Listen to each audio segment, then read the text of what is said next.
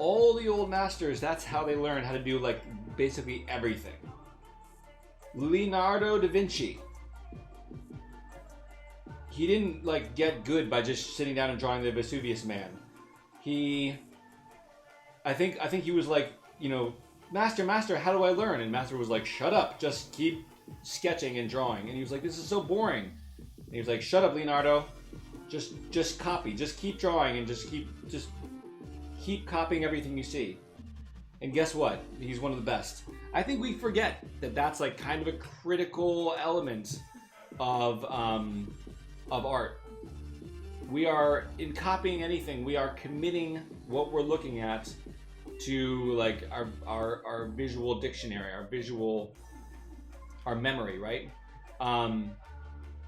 And the more things we study, the larger that collection gets, and the more like we're able to draw from memory. So you want to be able to draw from imagination, If I were to just make up like a pose right here, I could be like, okay, spine curves this way, head is up here, there's my rib cage, there's my hips, the hips go like this, the shoulders go like this. I know hips kind of have this shape here, rib cage have this shape. I'll do these short hand lines here to say this arm goes out, and then there's the hand pointing, and this one is, I don't know, heading up. Why not?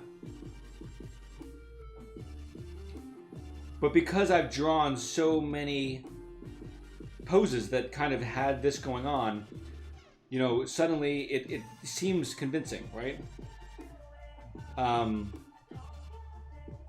It's not. I mean, it's not real. I'm just making it up. But I've done so many real life drawings that I can proceed with some surety. I know that when the head turns, probably that's a bit high of a resolution to work off.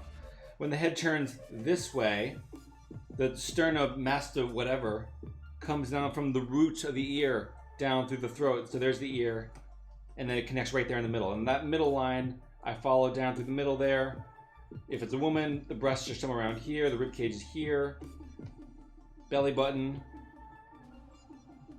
shoulder will reach up, and in fact, arm will be somewhere up here, But a lot of it comes down to I've just drawn so many characters, so many people. I mean, really, hundreds and hundreds and hundreds and hundreds and hundreds. And if that sounds like thousands, well, you got it. That's absolutely right.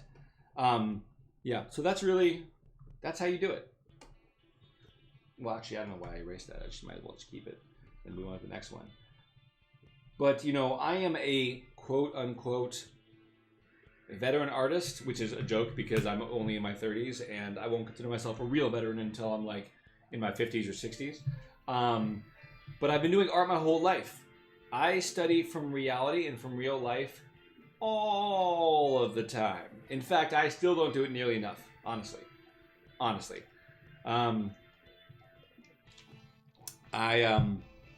want to study more animals, dinosaurs, baby dinosaurs, cats. That's it mostly. Baby dinosaurs and cats. I'm always trying to get better than my hero, which is always me 10 years in the future. Yeah, Bat Monkey, I like that.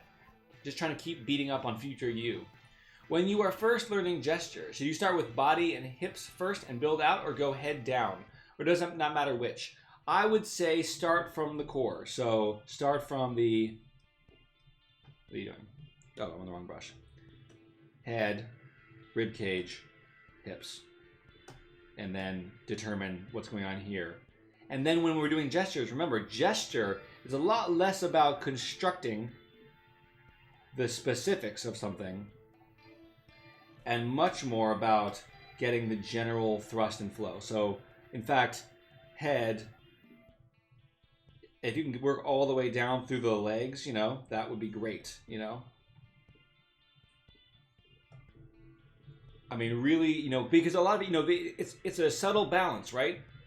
That we have to play between constructive anatomy, which I'm a big fan of, but even I feel oftentimes like it creates rigidity in my artwork, a mechanical rigidity that is very unattractive when you're trying to come up with a really cool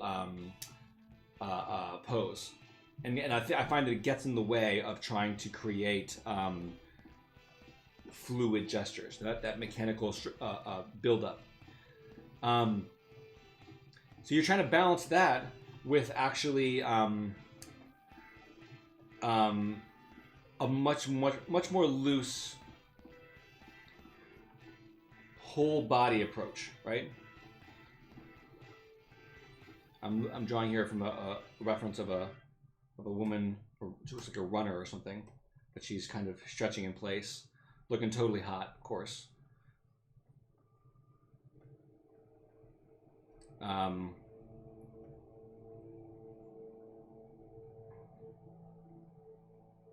Let's get the arms up.